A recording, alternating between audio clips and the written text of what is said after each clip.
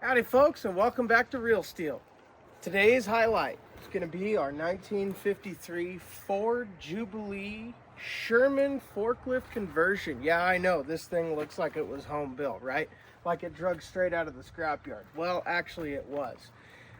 This was in a property that was located just north of us, about 50 miles, a notorious bad neighborhood, loaded with these druggie houses that have just junk everywhere. Well, the house was getting in trouble with the city, so they had to clean up. I happened to notice it in the background of an OfferUp ad, knew kind of what it was, recognized the tag. Now, it didn't even look anything like this. It was in a million pieces, strewn all over the yard. I can't even explain what we went through to find the parts. My daughter and I went, picked it up, and brought it home. I knew it was special, but I didn't quite know exactly what it was. Well, top end was off the engine, everything was completely torn apart, so we started putting it back together. Now here's where it gets fun. So it had truck wheels that were modified because it was used as a citrus tractor. It was used for loading crates of citrus once it was picked onto trucks to get sent to the LA market. So these were actually factory built. Production numbers are all over the place. No one really kept track. There's not anybody that's currently running a registry on them that I know of. So that being said, they're kind of a unique beast. We don't see very many of them out here on the West Coast. They're more popular in the Midwest and so on and so forth. There are a few once you get up towards like LA, Los Angeles. I know a few guys that had them up there, but not anymore. Most of those didn't survive. Anyhow, it's a 1953 Ford Jubilee, just a regular farm tractor like anybody would find, you know, on the average farm here on the West Coast, or somebody would run their brush hog with. And this one's been modified as a forklift. This was a dealer option, so you would buy the tractor and the dealer would sell you the forklift attachment and they would install it. So it would be sold as a installed kit. So quite a really interesting way that they got into the forklift market, or off-road forklift market. Well, they tried. And you'll recognize Sherman. They're the company, if some of you are familiar with Ford tractors, they made the high-low and the forward-reverse boxes that go in the bell housing of Ford tractors, all the way from a 2-in all the way up to, gosh, I think it was into the 4000 series. And then once it went to the like 4-cylinder 4000 series, or 3-cylinder 4000 series, then it was completely different. But Sherman was a well-known aftermarket company that sold additions to Ford tractors. Well, this one, I needed the right wheels, and I got on a kick, and I had to have the right tractor tires because I was going to use this around my house. So I bought a whole nother tractor to get the right wheels. Well, that tractor, come to find out, is a pretty rare one. We're going to jump into that one in another video because that was the one time I bought a parts tractor that was actually nicer than the tractor I needed the parts for. Weird how that works. Well, I ended up buying all the parts I robbed off of it, and now I have 2 complete ones, but have never tried to get it running. That's going to be in an upcoming episode. Stay tuned if that's something you're interested in. So anyhow, we'll do a quick walk around. I'll do a quick fire up real quick and see what this thing's about. It's an absolute useful tool around here. It's rated for 4,000 pounds at a 15-inch load center. So to those that don't know, is 15 inches off the headboard to the center of the fork, 15 inches out, it can pick up 4,000 pounds. Now, I'll tell you this from experience, you can stack a little extra weight on the weight box in the back and get a little bit more out of it. So anyhow, let's fire it up and see what she sounds like.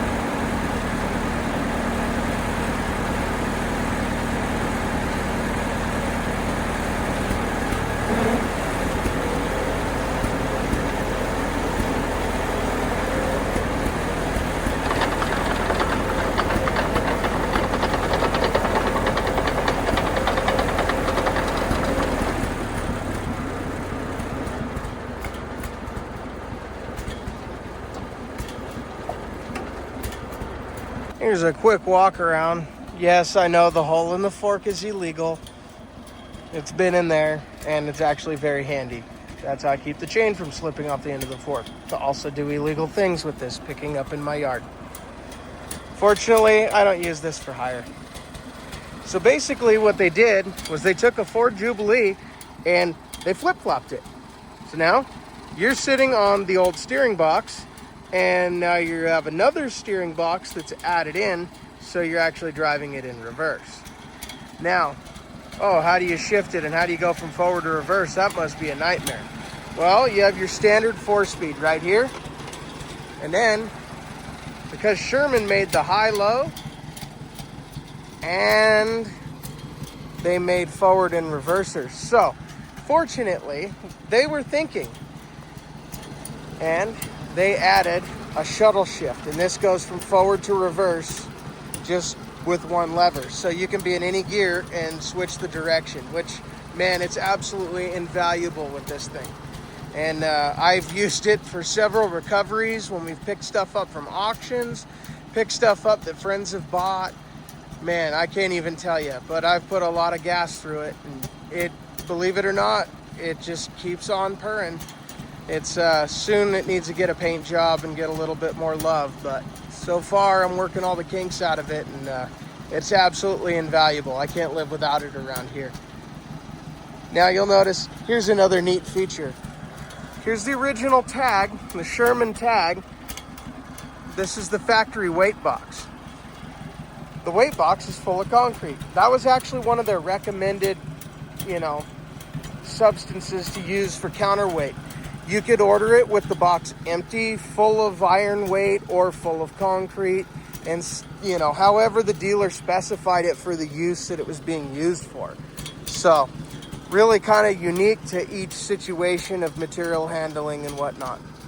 It'll lift about 10 feet. It gets a little sticky once it gets up to the top, just because uneven ground around here, we don't like to chance any rollovers, especially with something this neat. I'd hate to do any damage to it. So fortunately, this is a flatland machine. We have a track skid steer when it comes to the all-terrain recoveries and, removals of engines and so on and so forth. So, but anyhow, this is an absolute peach of a tractor to have in the collection. And I'm absolutely thankful we were able to recover this before the scrapper got to it. So we've had it a little over a year now. We picked it up Christmas Eve 2023. So I had my oldest with me, and she remembers this one real well. She likes to ride on it, and it's been a fun little project. A little bit of paint, and it'll be a show queen too. It definitely turns a lot of heads. All right, here's a sneak preview. This is the parts tractor that was too good to part out. Come to find out, it's a 1963 Ford 4000, what's called a red belly industrial. So this was meant for like pulling a mower for like a golf course or roadside mowing or what have you. Would have been municipal use mostly. This one came out of a farm up in the San Jacinto area. When I got it, the wheels were off of it, front spindles were off of it, but I had everything, came with it. We don't know if it runs. I haven't done anything with it. I brought it home. I literally bought it for the wheels for the Shermanator. There was the original truck tires and wheels for that thing. So I actually have the right wheels for this industrial, which would be a 24-inch with an adjustable center. So kind of a unique bird. 3-point hitch is still there. It's a 5-speed live PTO. So that's kind of unique. You don't have that very often, and power steering. So these are kind of a unique bird. Those of you that know Ford tractors, that's, kind of sought after a couple of options. So I didn't have the heart to knock this one in the head and completely part it out. So I borrowed the wheels until I found the proper ones. And you know what? I'd like to do a bit maybe on getting this thing running. So let us know what you think. But yeah, it's a kind of an ugly bird, but it's too nice to knock it in the head. So give you a little bit of an idea. Some of the car guys and truck guys and other tractor guys can relate. You buy a parts machine and oftentimes it's too nice to kill, or it's nicer than what you're working on. So yeah, it's the daily struggle of being a hoarder of cool stuff. So that's how that goes. But kind of a unique beast.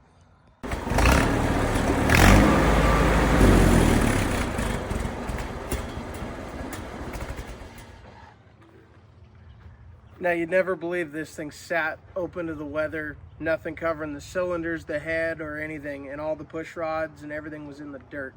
And to my guess, somewhere around 10 years it sat like that in this backyard. So we're very grateful we were able to get it running as good as we can. Still got to fix some hydraulic leaks, but other than that, here she is.